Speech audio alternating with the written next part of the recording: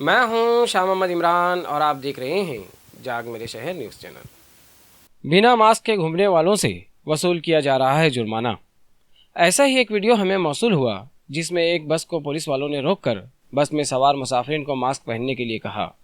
यह वीडियो है चांदोड़ मनमाड रोड पर वाक़े गनूर चौफुल्ली की, जहां खुद चांदोड़ पुलिस इंस्पेक्टर समीर बारोकर ने बस को रोककर बस के मुसाफिरीन को मास्क लगाने के लिए हिदायत दी।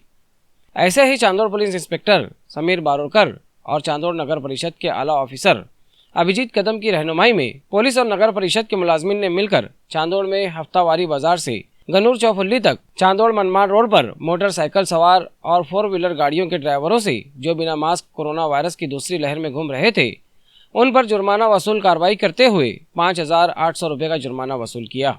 ऐसे ही न्यूज़ देखने के लिए देखते रहिए जाग मेरे शहर न्यूज़ चैनल, कैमरामैन अमानुल्लाह के साथ।